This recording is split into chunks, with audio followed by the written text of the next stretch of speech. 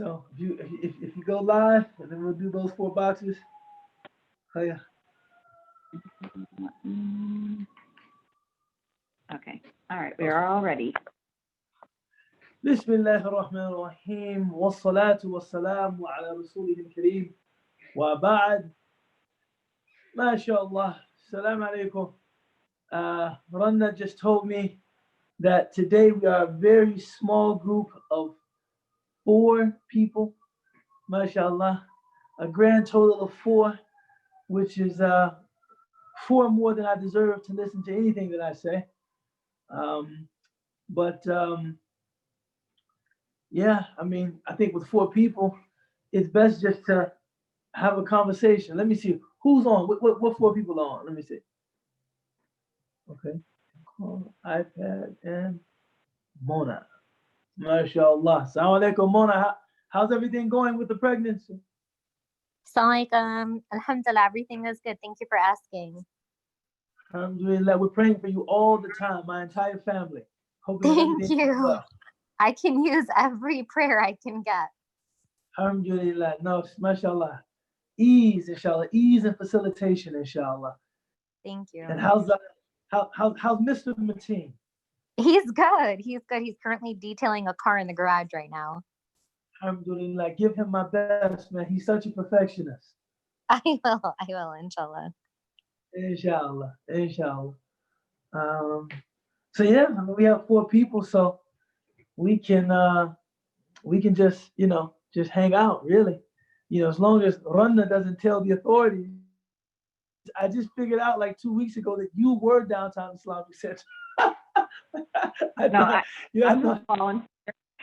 So No, I'm talking about on the screen, the caption that says DIC is you. I always thought, there's somebody from DIC here, so I have to make this look very official. You see?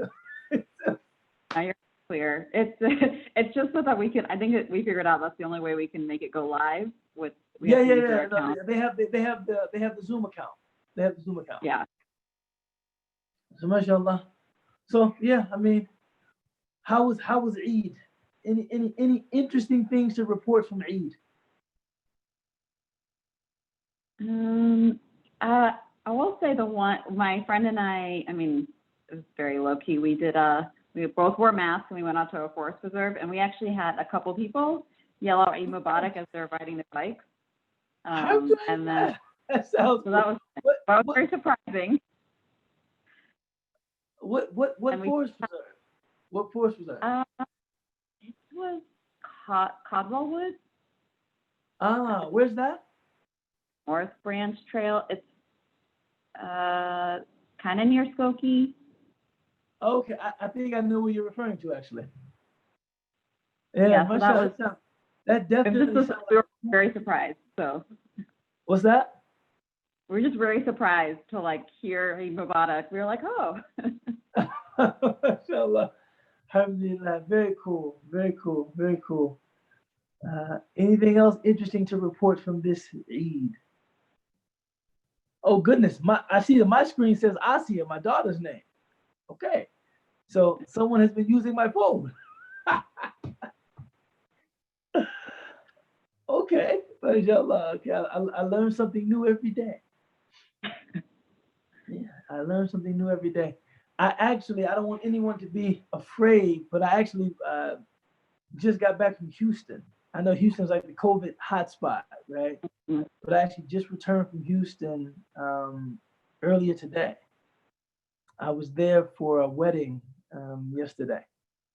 Alhamdulillah. So I'm sure that my friend feels that I was very committed to him and to wanting to see him get married if I traveled in the midst of a global pandemic. And I was surprised. I mean, I wore a mask, and I think at certain points I even wore rubber gloves. You know what I'm saying? But for this to be something that should be on everyone's mind, the protocols were a little bit lax. People were, it's still. I just expected to see a more stringent, more strict observance of social distancing and face covering, but I mean, there was a little, but not much. It was kind of disappointing. You know what I'm saying? So wallahu ta'ala a'lam. Uh, any interesting thoughts, reflections, ideas, questions about this Eid, or anything that occurred to anyone over this Eid? I will say this, it's kind of interesting that I feel like a lot of people kind of know what it feels like to either be like an international student or a convert because they couldn't really go to like these big Eid gatherings. Yeah.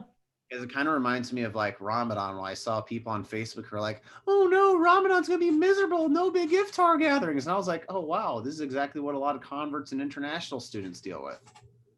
Yeah, no, I think it's very easy for us to forget that for a lot of converts, struggling to make Islamic holidays festive is really a challenge. I mean, even getting them to feel festive. I think a lot of us, I've been Muslim now for over 20 years, and for a lot of us, it's still mainly a devotional thing. It's like when we think about Ramadan, we think about fasting, we think about Eid, we think about praying, and we don't have that experience of like celebration and festivity and exchanging gifts and visiting relatives, and we really don't associate that with those days.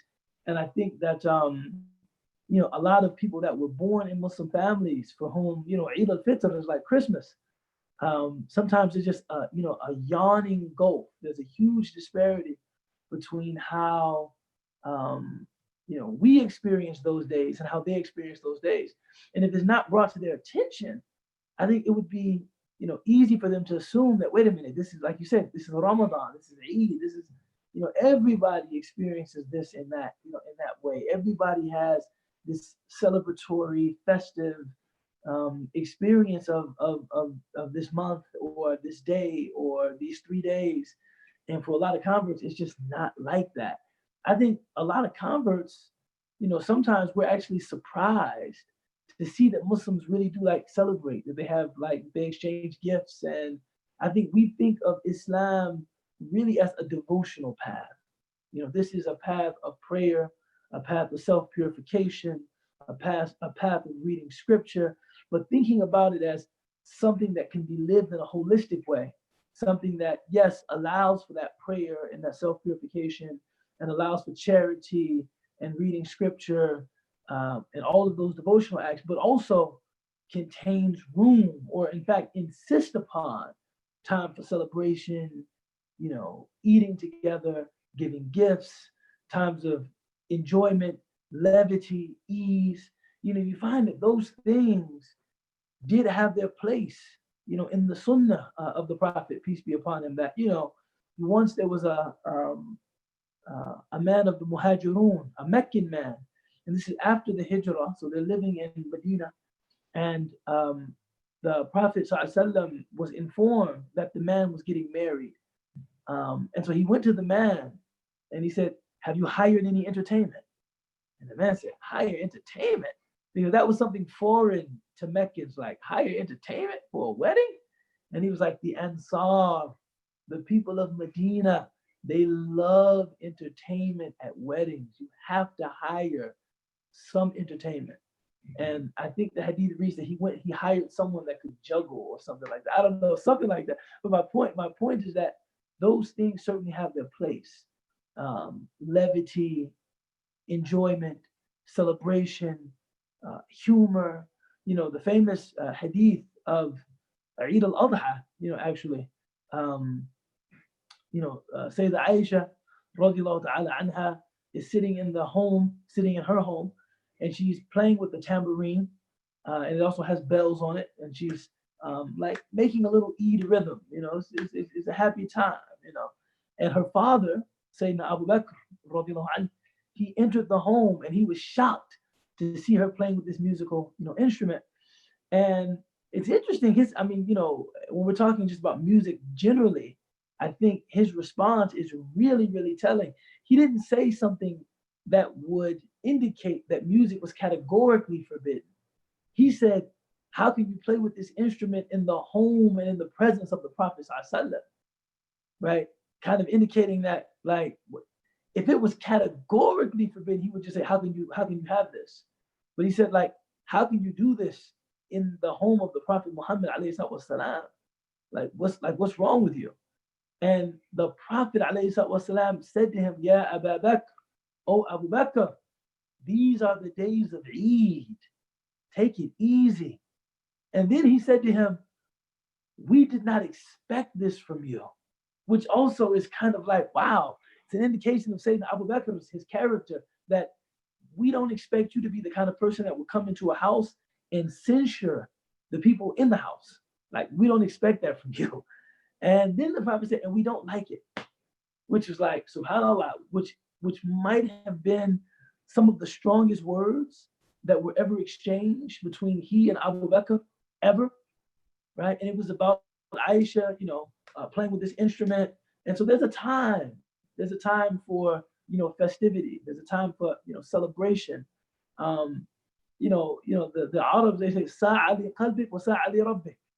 Or no, sa'a li rabbik wa sa'a li qalbik. That, a moment for your Lord, right? A moment of devotion, a moment of religious commitment, wa sa'a li qalbik. And a moment for your heart. Something that you enjoy. So we have to find a way collectively, Joe, as converts, especially those of us that have children. And I don't do a good job, at this myself, of making these times really memorable and special so that they understand Islam to be not just this strict devotional code, but rather, something that colored their, childhood with, memories and stories and gifts and, it's funny, man. There's a tendency, and I'm gonna say something, Joe, that might get me in some trouble. But there's only 4 people on the call, so bismillah. And if I get in trouble, I get in trouble. But I'm gonna say something that might get me in a bit of trouble. But there's a tendency in our community to really esteem converts. Wow, you guys converted to Islam, and you left your kind of received kind of family or ancestral religion, and you converted to this new religion, and in that you guys kind of resemble the Sahaba radiallahu anhum jami'an, and this is very special, and I feel very honored to be in your presence. And all of that is appreciable. All of that certainly has some reality to it. But one of the liabilities or vulnerabilities of religious conversion is that the religious identity is made up of only devotional.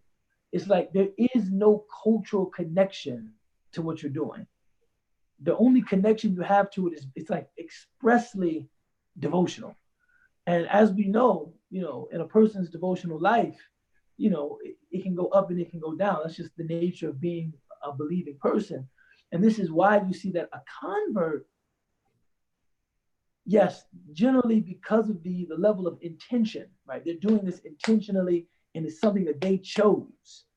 So I would say that if you were to poll kind of, the level of practice among converts and non-converts, you would find that the level of practice among converts is probably higher, right? In terms of like actually saying your prayers, taking an active interest in learning the religion, etc. However, if you were to poll who leaves the religion more, who completely denounces Islam more, right? You would find that converts probably have higher numbers there as well. You see what I'm saying? Because for the convert, if he or she is not feeling it devotionally, like I'm just not, then there's nothing else to really keep them in. They're gone. Right? I have seen that, but I have seen that, but I think the other reason for that is because a lot of times, and I was guilty of this myself, a lot of converts have this habit of going like very, very, very too deep right when they first convert. And the reason I say that is because like I actually have a friend, she's Palestinian, she was dating this white guy who converted, and I had to tell him bluntly, I was like, listen, you got to take things slow because the Prophet for 13 years didn't even tell people it was haram to drink alcohol at a general sense. He said only forbidden when at the time of prayer, which means that the Prophet knew that the people of Mecca, being as backwards of society as they were, that it needed time for them to adjust.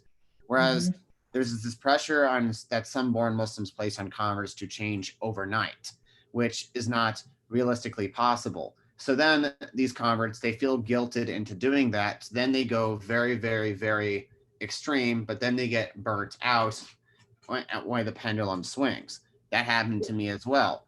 And I'll be honest, like there's a good year and a half when I just stopped practicing Islam entirely. I still believed in Islam, but I just stopped practicing. It was ironically when I moved to Chicago that I kind of came back into it. But the reason for that is this expectation they place on converts to be super Muslims. And a lot of times it's crazy. Yeah, you're right. and No, the it's reason I crazy. say that is I know like if Ahmed goes to a bar and he drinks alcohol, no one will say he left Islam. They will just say, okay, Ahmed's doing boys will be boys or something like that. But if I or you was to go to a bar and start drinking, people would probably assume either Joe left Islam or Joe didn't convert for the right reasons. There's a bit of a double standard with that because I knew a guy back in St. Louis who converted. He fell into drinking. He still went to the mosque. He still prayed at the mosque, but he still drank, was putting on his social media. So people started spreading rumors that he left Islam. And I was like, he still goes to the mosque and prays. How is he leaving Islam? He's doing something he shouldn't be doing, but he's still Muslim. And that's evident by the fact he still goes to the mosque. Yeah, that's actually the perfect expression of what I'm talking about. If you see a convert and there's some lapse in his practice or in her practice, you assume what? They're not Muslim. Because that's the only when you think about a convert, you think that's really all they have. Whereas if you see someone that was born into the faith, you might say, they're struggling, or they're not really in the best of states at the moment, or but you wouldn't assume that they're not Muslim. And I mean, to their credit, a lot of them, subhanallah, man, I was once talking, believe it or not, to a Christian missionary, and he was telling me, and I think they found this very shocking because I was in Egypt and I was walking down the street and I saw them with bags and I saw them with like concealing some pamphlets because you're not supposed to do that, but they were kind of doing some undercover evangelizing kind of on the streets of Cairo, and it was very slick too. It was very. They had a pamphlet that said God and Mahabba, but it was written in a way to look like Muhammad, right? So it was like Muslims see it, Allah, Muhammad, yeah, because the pamphlet was in Arabic. Oh, look, I'll take that. But it was actually God, Allah, and Mahabba, which is love, right? But in any event, I just casually kind of strolled over to them, and I just said, how are the missionary efforts going? And I was curious to know. I said, how are the missionary efforts going here in Cairo? And he was like, that we're missionaries? I said, yes. It's actually not. It's not very hard to detect you. And he said, honestly, no. He could have just been saying this because I'm me and I'm Muslim, but I don't think he was. I think he was telling the truth. He said it's well known in the missionary community that the hardest people, the hardest people to convert to Islam convert to Christianity are Muslims. Hold on one second. I have to respond to a text.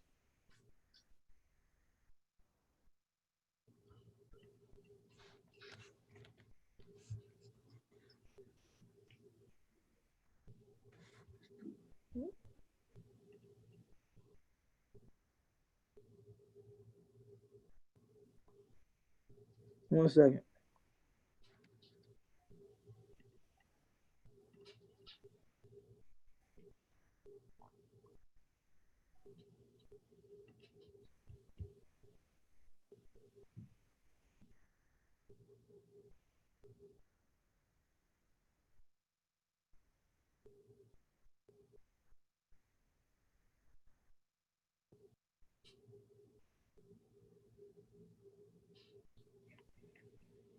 But um, so it's one of those things that um, um, Muslims find it's very Muslims don't actually leave Islam, very very frequently. I mean, it's now they say in America it's about 1 in 4. It says about 1 in 4 people that leave Islam, but that's a fairly recent statistic. So I think as converts we have to start putting down some cultural roots, that perimeter, if you will, that can kind of keep us kind of in, even when it comes to our practice, we might be struggling or we might be at a low ebb, if you will. I saw that there was a question from Habiba.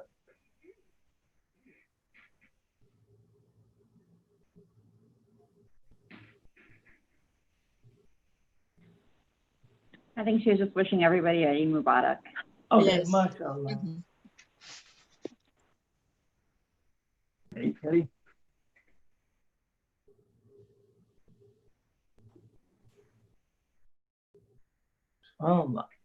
But I think this Eid, I was thinking more about the sacrifice that Ibrahim alayhi salam, was prepared to make.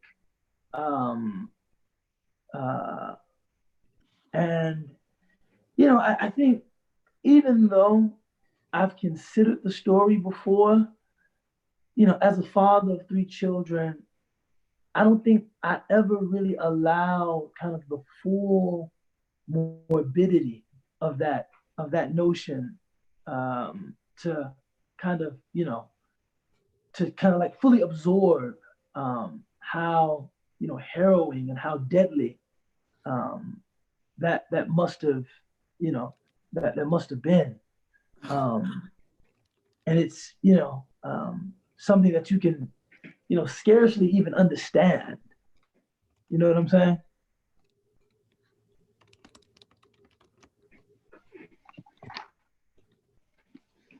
One second.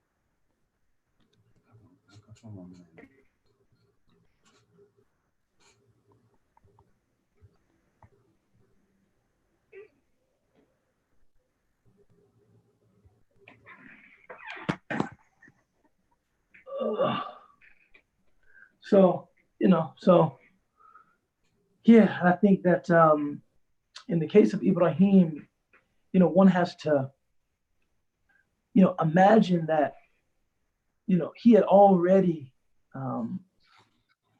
he was already like willingly prepared to sacrifice so many other things, even, attempts on his own life.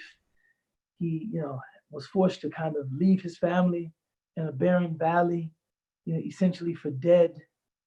he,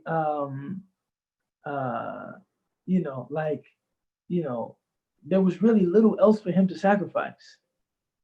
There was little else for him to sacrifice. And, if he wanted to experience the growth that accompanies being tested in your faith, for him, that might have been the only means for him to do it, because quite frankly, anything else would have been perhaps not even a test at all, which is like, wow, when you think about one's faith arriving to that level, that might be the only thing that would present as a test. For most of us, that's unimaginable. That's unimaginable. When you think about Ibrahim, it's like, anything else. I mean, any amount of money, even his own life, the security and safety of his family, all of that had already been put to test.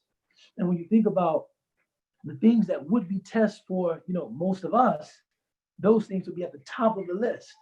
And so I think what we see in that story actually speaks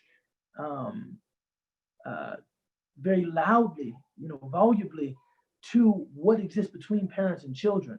That even harder than sacrificing your own life would be to sacrifice the life of your children. Sacrificing your own life would be a breeze compared to sacrificing the life of your children. You know what I'm saying?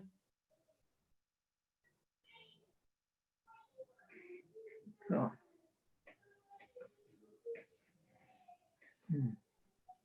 Guys, don't leave me stranded on an island. Somebody talk about something. Assalamu alaikum. I can talk about. Oh, sorry. Alaikum salam. Yes.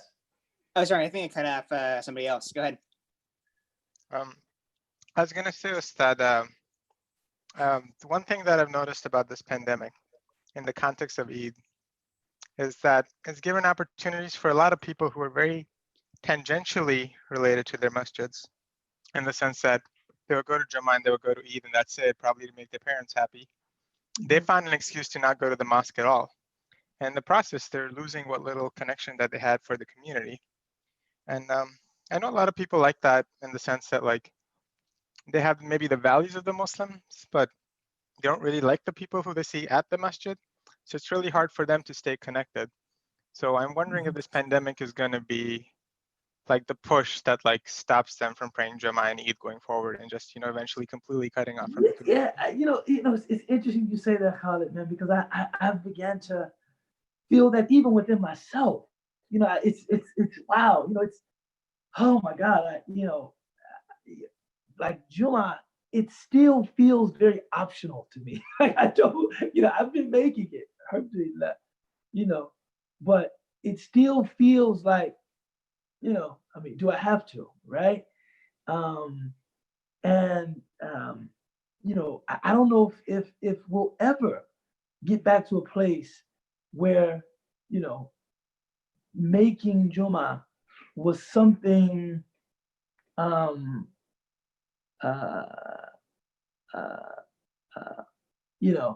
synonymous with having a communal relationship with Islam. There was a time when before, right? There was a time, right before COVID-19, that even if you didn't like the speakers, you didn't like the people, you didn't like that the wudu area smelled like old socks, you didn't like the congested parking lots, you didn't like any of that, but you would still go to Jummah, men would at least, because you felt like, well, this is something I kind of religiously have to do. And now that kind of regularity of making Jummah has been interrupted, getting back to a place of Jummah being something you have to do, that will be interesting. That will be interesting to see if that can be done. Ubayd, I have a question. Yes. What do you tell your students or help us understand how to remain spiritually inclined or continuing to fulfill our faraid prayers or continue to stay positive, even though we're really not interacting with other humans socially as much?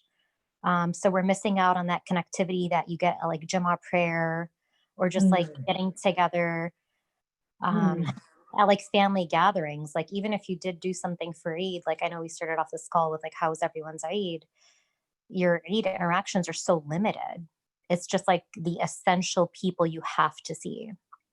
Yeah, I think everyone in that regard is different. And this is where it really benefits one to have some knowledge of yourself.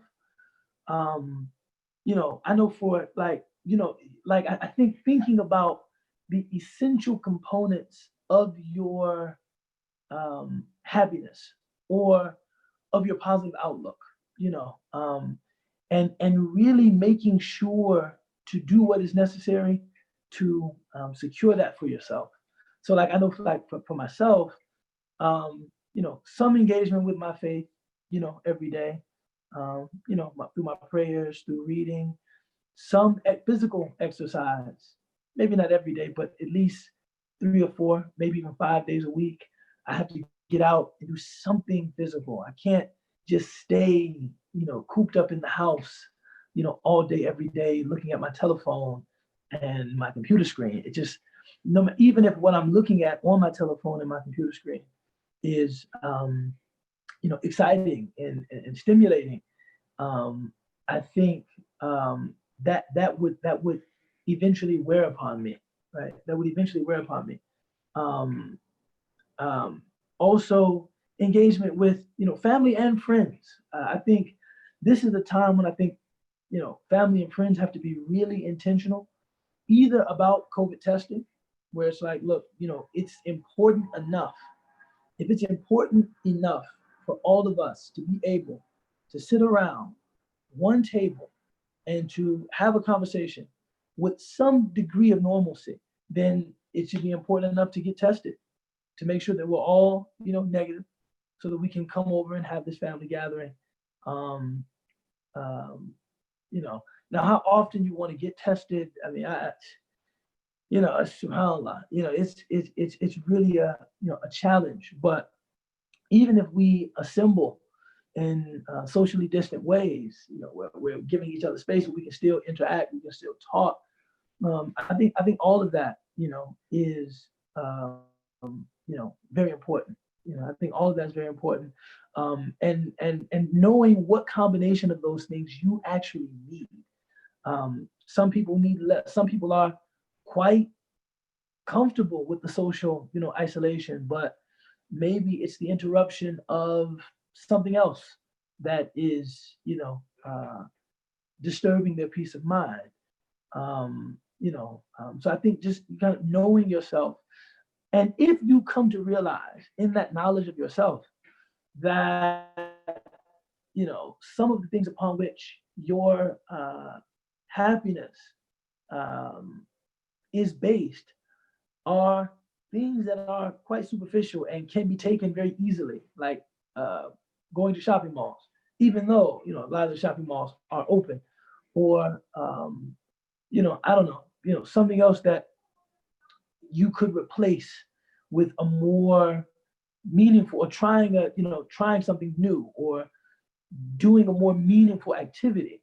Then that would be, this would be a good time to try and take on that new thing. This is a good time to try new things. Maybe getting Duolingo, like my daughter is, and trying to learn a new language, or Rosetta, and taking on a new language, or learning origami, or learning a new skill, learning how to play the acoustic guitar, something, learning a new skill of some sort, so that you begin to um, you know, uh, you know,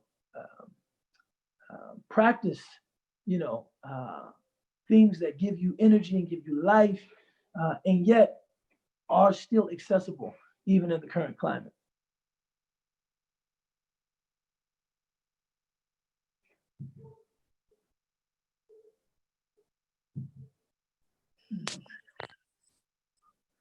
But it is quite a challenge. It is quite a challenge. It is quite a challenge. How do you go about like keeping your children informed and educated about Islam, like during quarantine? Like, I don't know if they're in Islamic school or if they're doing it remotely, but how do you keep things going? I think, I think that, with kids, the thing that, and I've been miserable at this, but I think the thing that we underestimate is, how far even a little bit goes. In addition to whatever studies they have, sometimes just a conversation over dinner, maybe taking, a book like, Stories of the Prophets for Children, or something like that, and reading a few pages from the book, nightly. After a year or 2 years, it will absolutely blow you away as to what those children have learned, and even more than that, what they have retained from what you've taught them. You know what I'm saying? Um, I think that, yeah, you'd be really, really surprised. What you can do with a very small amount. I think, I was listening to one person who I think is a financial planner.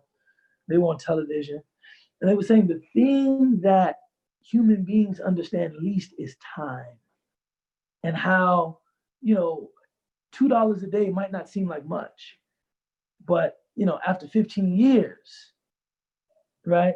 After 15 years, that's actually quite a substantial, or a significant amount. Even though a person, putting away $2 a day, seemed like nothing. We would spend more than that on our favorite, soft drink multiple times daily. But it can actually amount to something. The same thing is true for anything you do devotional. Allah says, "Khairul umuri indallahi adwamuha wa in qalla." The best deeds to God are those that are performed with the most consistency, even if those deeds are small. The same thing is true with knowledge. So that if you read a couple of ayat every day, to your children, right, in a translation of the Quran, if they don't understand Arabic, you would finish the Mus'haf. You would finish the entire Mus'haf in probably uh, a couple of years, or a few years. You could, maybe a few years you finish before Mus'haf. So my point is taking advantage of those moments that you have, and seeing as though they're, in this state of quarantine, and they're not going out, and they're probably a bit stir crazy, not wanting to make this an additional burden, but making this a source of release for them. Making this a source of enjoyment for them, making this a source of release for them, where it's something that can be conveyed to them in a very easy manner would probably be the best thing that can be done. One second.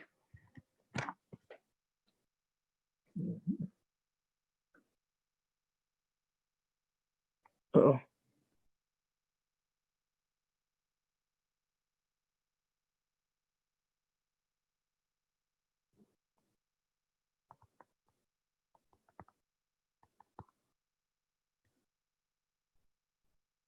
One second.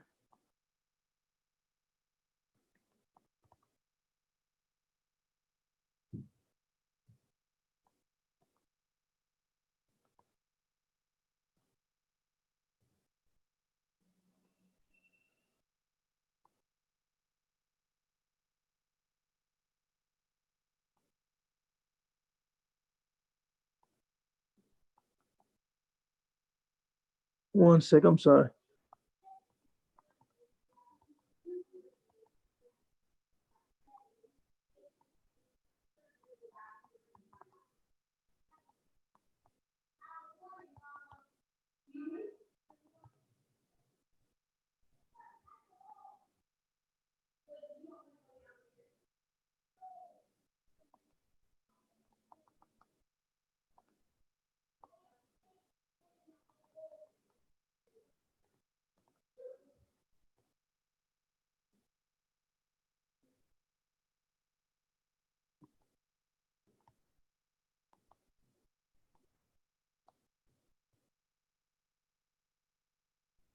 Okay, bismillah. So yeah, I hope that helps. Just taking advantage of, some of the, these quiet moments that we have with children. And it doesn't, the thing is, with our children, there's absolutely no necessity for this to be cumbersome. It doesn't, I think we forget, especially with young children, how intently they're listening to us, so that we can really roll lessons, right into the course of, daily conversation, daily interaction. Sometimes I find that if I sit my kids down and I say, okay, we're going to have a lesson, they're actually much less attentive. Something about the word lesson that makes them pay attention less. It's like when you say the word lesson, it lessens their attention span.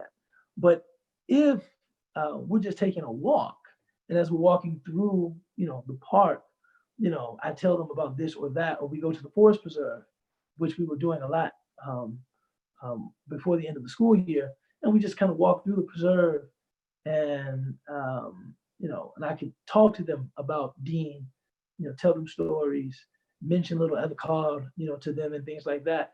I found that they were much more receptive, right? Just walking and playing. But when I sat them down, in my basement on the carpet and sat in the chair in front of them and said, okay, Nakuma bidars, we're gonna have a lesson here. That was like, oh, like no way they're gonna listen after that. But if I say, okay, let's go to the park, and as we're on our way to the park, I have that 15 to 20 minutes to impart something meaningful. I found them to be more receptive. So I don't know if that helps.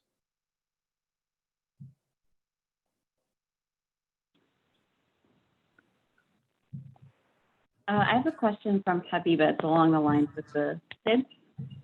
Yes.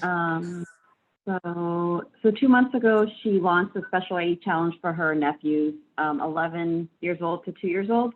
Mashallah, she's 23 at the moment. The challenge was to memorize the 99 names of Allah. SubhanAllah, I was very surprised that they did it. They did it, and almost seriously, even if gifts are their primary motivation. So I have promised a big gift to all of those who will know the 99 names by heart. Is it okay to motivate them to learn more with a gift? Yes, absolutely. Not only is it okay, it's intelligent. And, I think, we forget that, people are, sometimes the motivations of people are not as noble as some of us would like them to be. This is one of the reasons that descriptions of paradise, are very lucid and very vivid, because there are some people, and I think there's something deeply human about this. There are some people that if you just said, paradise, think about paradise as closeness to God. Yeah, someone who believes in God is like, yeah, I mean, what would you want beyond that? What could be more enjoyable than closeness to God, right? Of course, all of us believe that.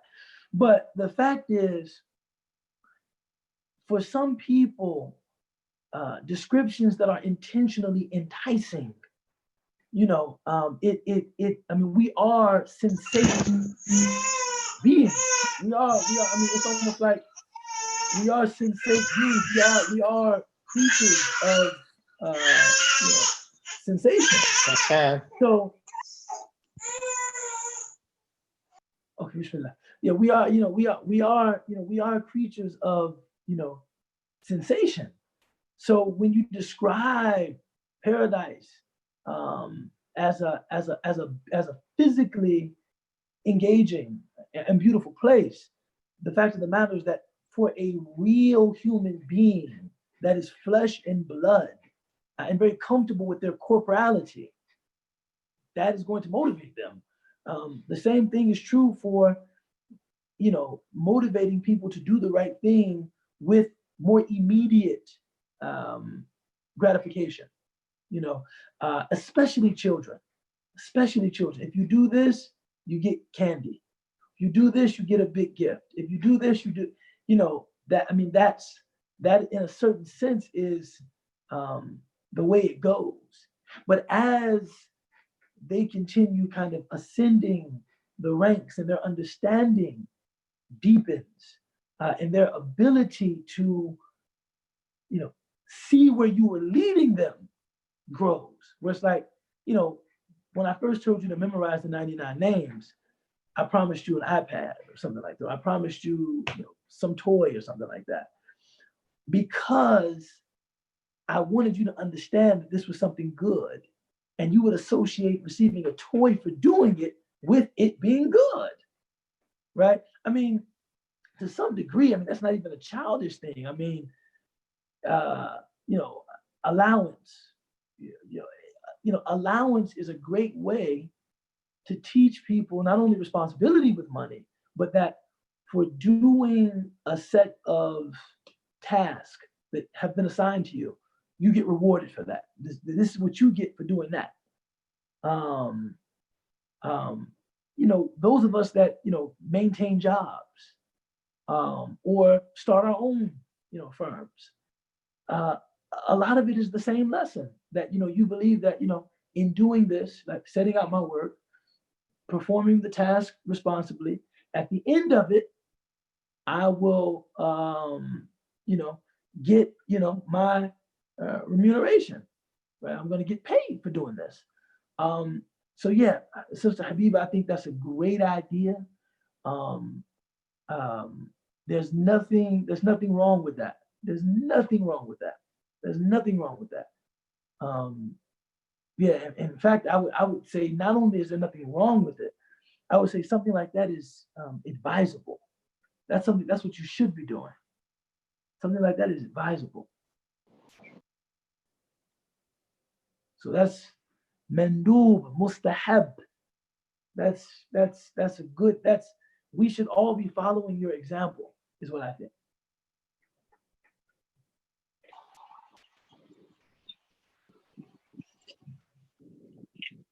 So I have a question. Yes. I wanted to ask about like comparison culture.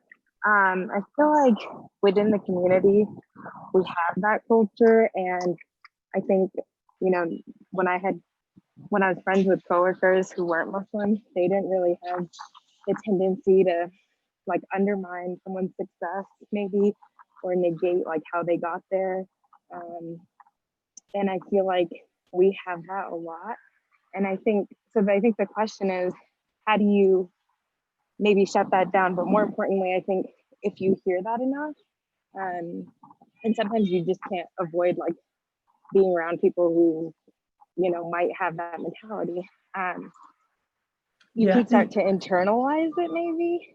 And so I'm wondering, like, how do you counter that? Like if you like recognize yourself like adapting that way of thinking, how do you counter that? Does that make sense? I think it's very difficult. I think in some ways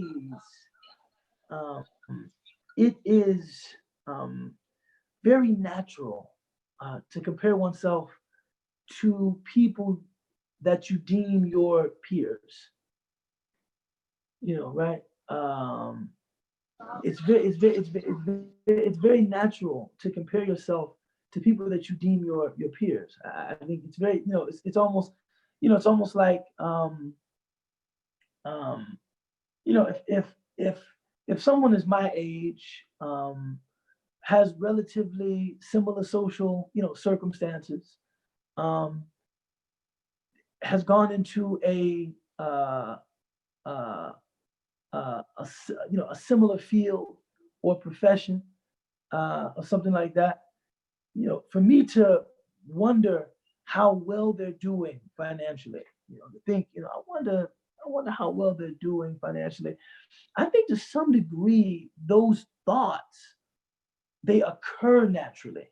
Say, I wonder, I wonder, this is what my reality is like. I wonder what someone else's reality is like.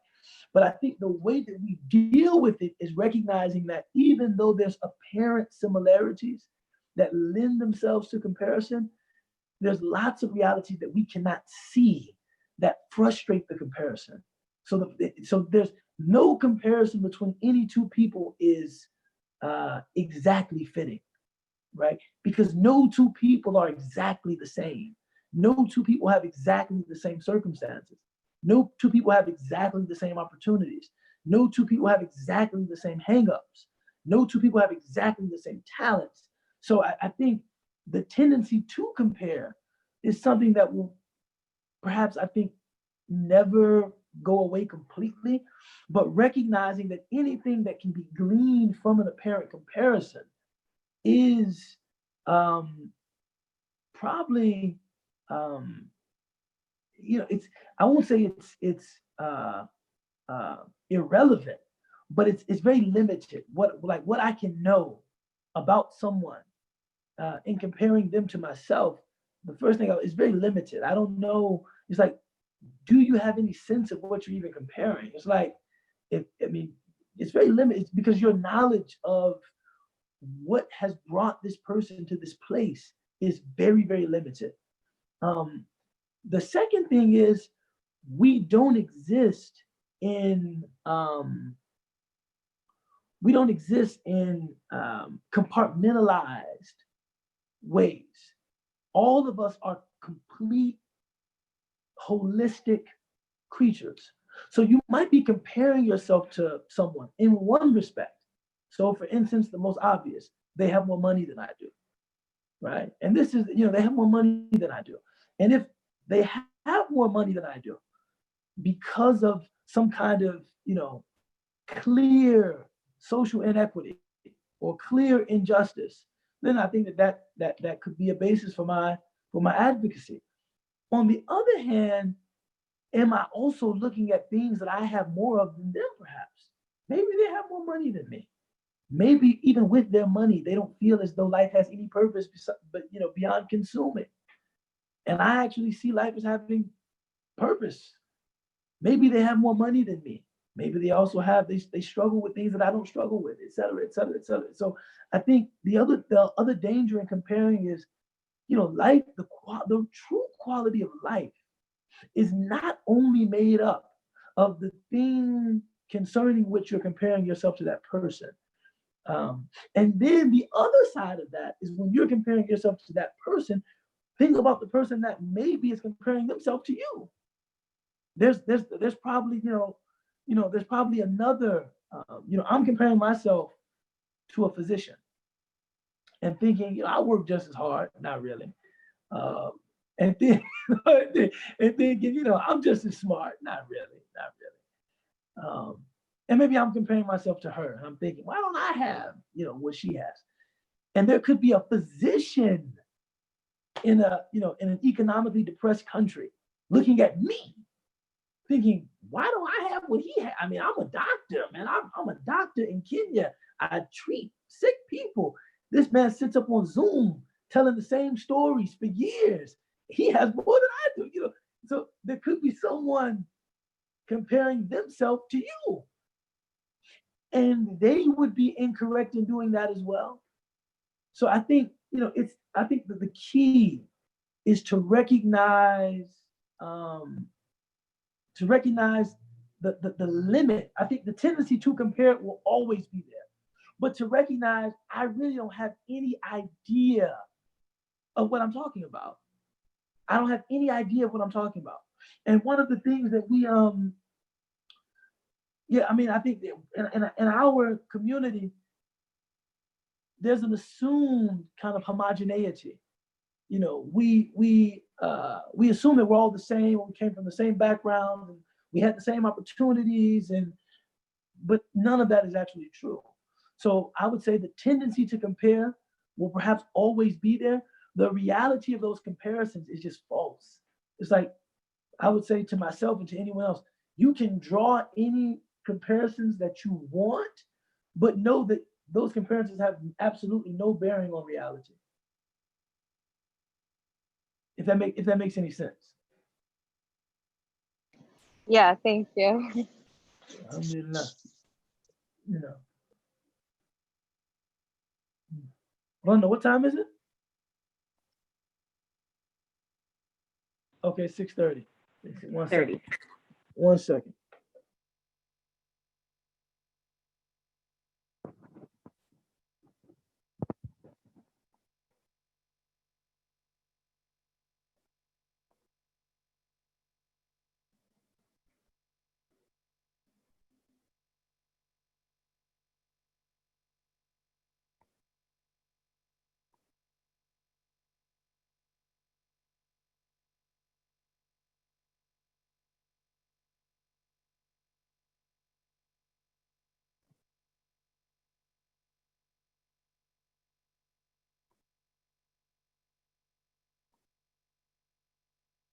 1 second.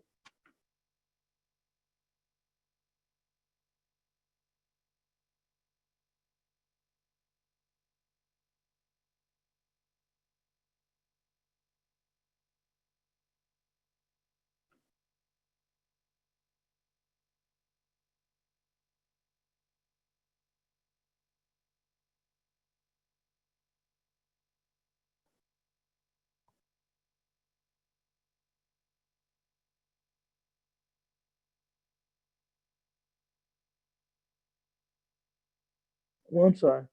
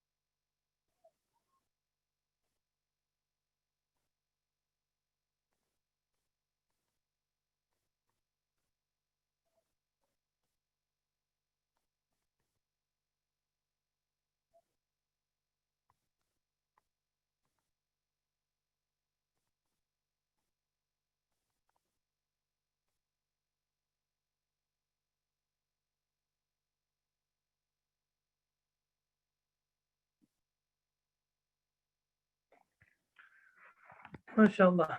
So yeah, no, I think that tendency is, I think that tendency is perhaps always going to be there, but there just may be no way you can, you can't put any stock into it. You can't put any stock into it. You know, and that's what a lot of these conversations we're having now about social, inequality. Um, Sometimes those conversations are very difficult because they proceed on the basis of kind of group comparisons that as you begin to get into the kind of the itemized, members of those, samples, all of it may not apply, which is that, and I do recognize that's a struggle. Whereas you just say white people versus black people. Well, the fact of the matter is that there are some black people that are very, very wealthy. Very. This idea, like sometimes when we talk like this, is almost like, wait a minute now. I have family members that I have. It's not that simple. So it's. I mean, comparison is, subhanallah. I don't know what you do with that.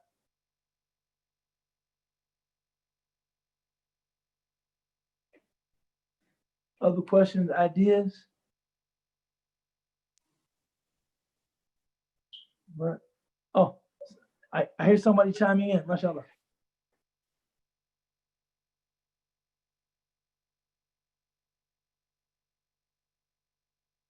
No, I didn't hear anybody chiming in.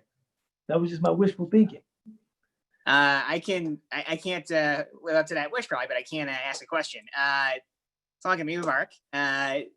So rewinding back to the conversation around Ibrahim salam, or around stories of the prophets rather. I was reading within Ibn Kathir, and I think I'd heard this in Sunday school too, where the like we're told that that Ibrahim lived to at least 90 years old, and he had his first kids, and then actually passed away in his at least 100 years old. And I'm curious. I mean, between Ibrahim, Nuh alayhi salam, and some others, there are stories of very long-lived people in the tradition, and so I know that oftentimes these stories are lighter on details, but have folks speculated on how that longevity came about? Is it just taken as a miracle? Is it is there some explanation? No, that is subhanallah. It's whenever you're talking about stories in time, it's always very interesting. I mean, Noah is said to have lived, 950 years, which is, like, it's almost like unthinkable. You think somebody lived 950 years? It's like, how? What, like, there's no conceivable way, in which that could happen. I've always understood that in two ways. The first, and this is the most accepted, the most accepted idea about that is it's simply something miraculous. And this is why it was noted. The reason why it was pointed out about Nuh, in particular, the reason why it was pointed out is because it was something highly unusual, right? It was something highly unusual for someone to live that long. And, I think one of the difficulties, this is what I'm thinking, Ismail. What I'm thinking about this first view is we tend to think in universals. That's like one of the characteristics of our current kind of intellectual climate, is that when a person speaks, we don't think that they're speaking about something sui generis, just one of a kind. We think that they're speaking of something that is representative of kind of a broad stroke, a broad sample of humanity. So this opinion would hold that if Nuh lived that long, he's the only person that lived that long. And other people, no one has ever lived that long, right? And it would just be something before recorded history, right? Before recorded history, that was, without precedent, and perhaps will never happen again. Another view is that the way that his age is being calculated must be different than the way that we typically, every solar year or every lunar year, calculate age. It must be a different kind of years. And you had a lot of Muslim modernists. However, I personally, I worry about that tendency of kind of those that scientifically concordant turn of the 20th century kind of Quranic interpretation, because once you accept the inerrancy of something outside of the revelatory context, meaning this isn't the Quran, but we believe it to be inerrant, like this is never wrong, and then we have to reconcile what is in the Quran to whatever that thing is that is extraneous of the Quran. We end up, in terms of our epistemology, how we understand something to be true, we end up in this reductionist place that our real faith now is in the thing that is extraneous to the Quran. It's not in the Quran anymore. It's like the Quran is only true if this exterior, this extraneous criterion is satisfied. If the Quran lives up to this, then the Quran is true. That imperils, I think, religious faith, and it places religious faith in kind of an arena that I don't think is the arena of religious faith. Which is not to say that religious faith has nothing to do with science. No. But I think these are two components, both of them absolutely essential, but these are two separate components of kind of our experience as human beings.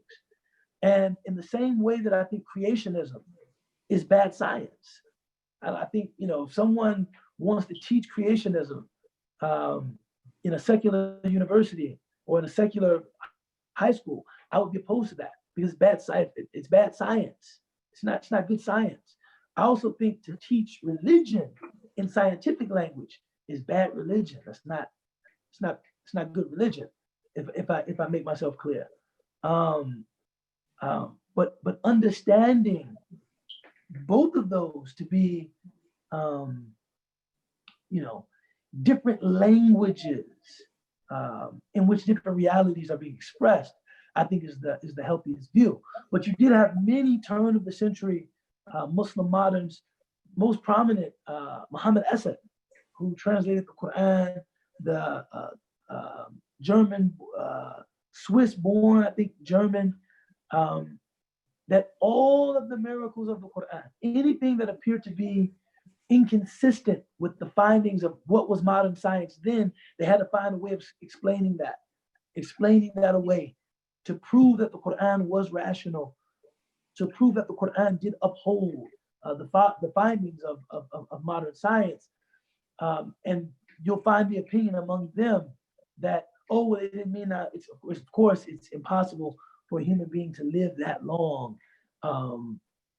There's some other, they're saying, a month, but they call it a week and they're calling it a year, or they're saying a month.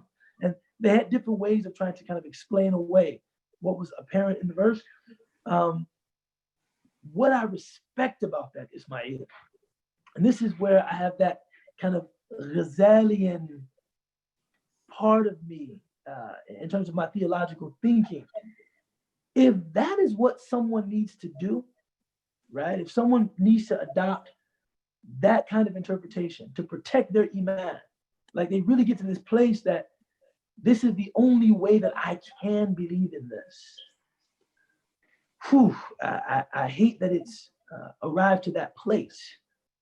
I hate that it's arrived to that place that, this is the only way that you could believe that this was from God. But, Imam Ghazali in his book, Faisal al-Tafriqa Bayn al-Islam wa Zandaqa, on the boundaries of theological tolerance, he sets out a very wide kind of net, saying that, as long as someone affirms the truth of revelation on one of these grounds, and it's very broad, they're still a believer. They're still a believer, right? They're still a believer. So I would say if a person needed to affirm the truth of something like the age of Noah on an illiteral foundation, on illiteral grounds, like I don't understand that literally, but I do understand it is true. It is true, but I don't believe it to be true literally. There's a very generous perimeter that we can offer to still say, this person has perhaps an unorthodox view, but they're still very much a believer, if that makes any sense. I see. Yeah, that's useful. Thank you.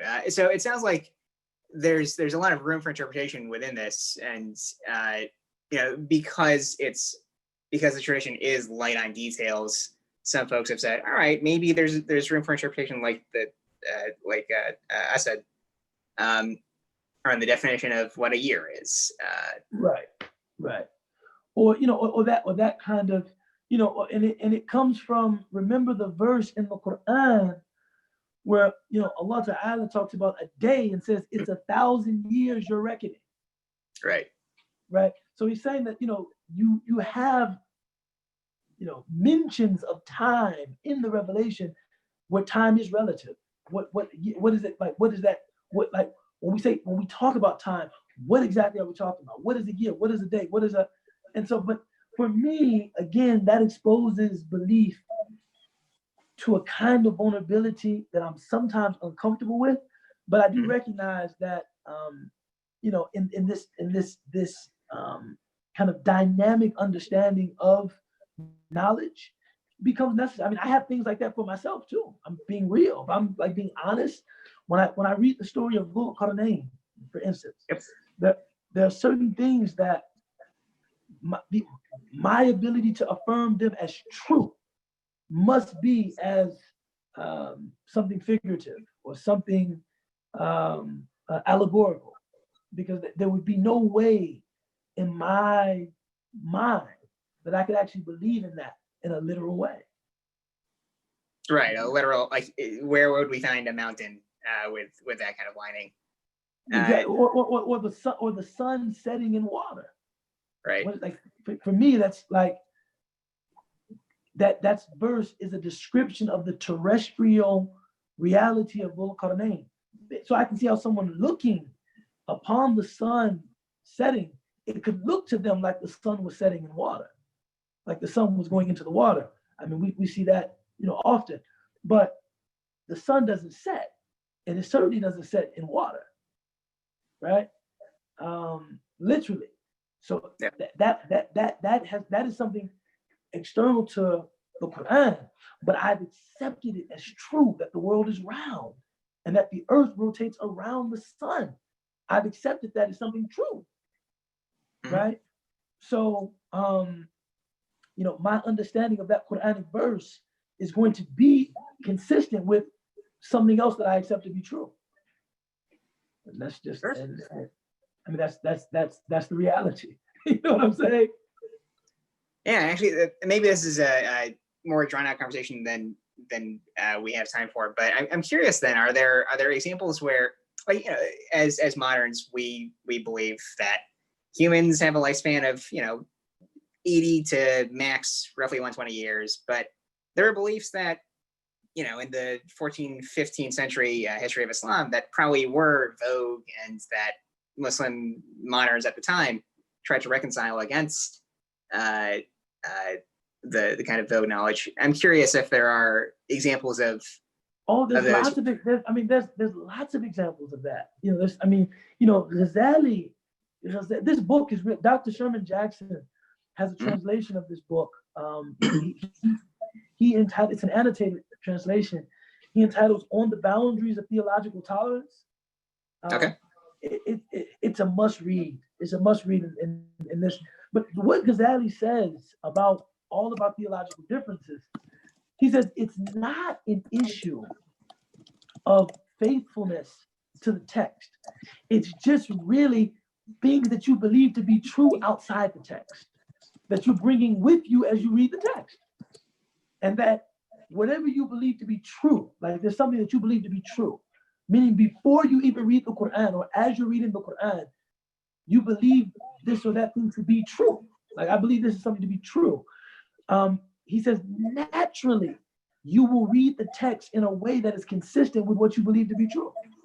Now, and he says that accounts for the vast majority of theological differences.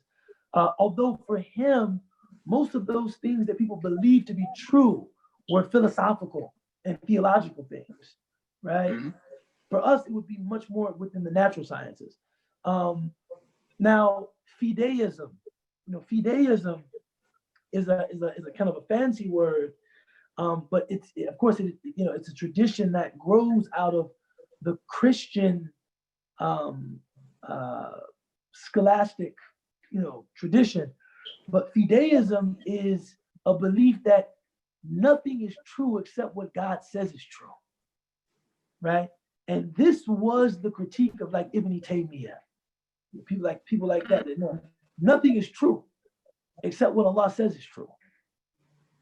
You see that, and he would maintain anything that is really true, that can be determined as true intuitively, not like philosophically or Hellenistic reason, or intuitively true. The Quran would never contradict anything that is intuitively true, right? Mm-hmm.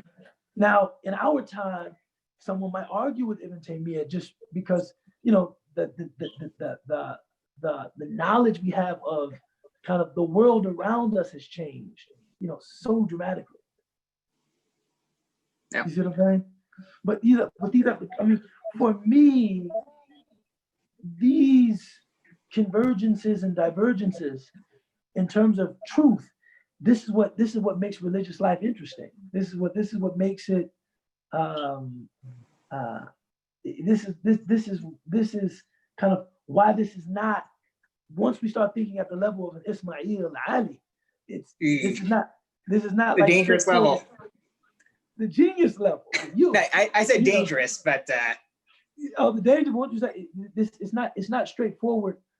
Boy Scout stuff. It's actually quite involved philosophically. You know what I'm saying? Mm-hmm. Yeah, this is interesting stuff. Thank you. Jazakallah. Alhamdulillah.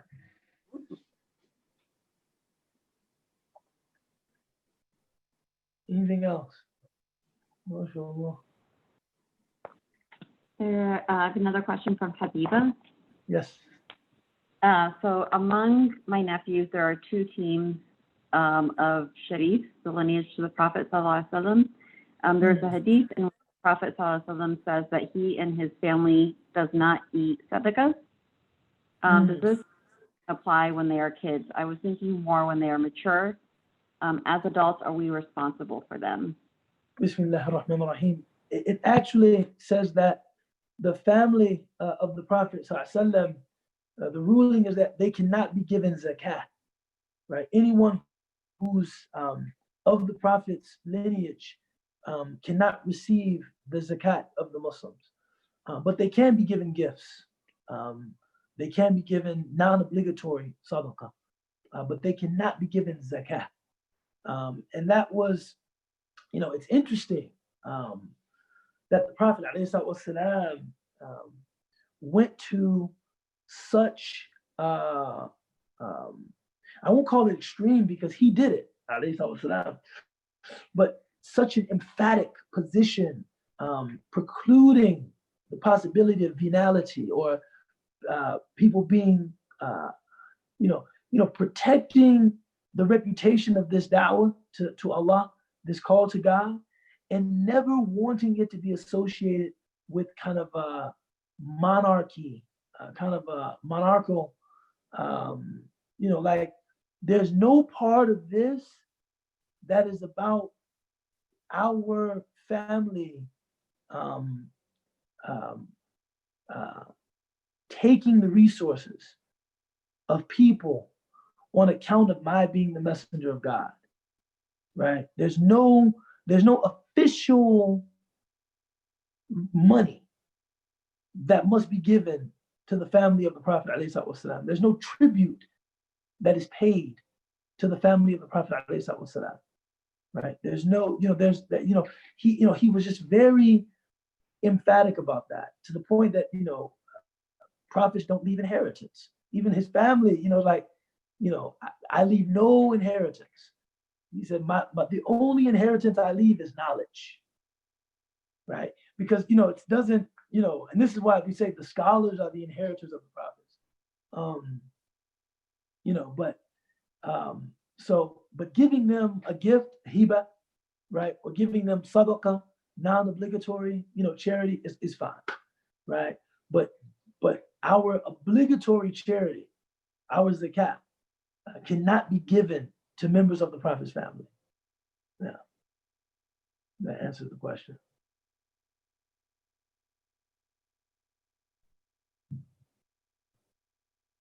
MashaAllah.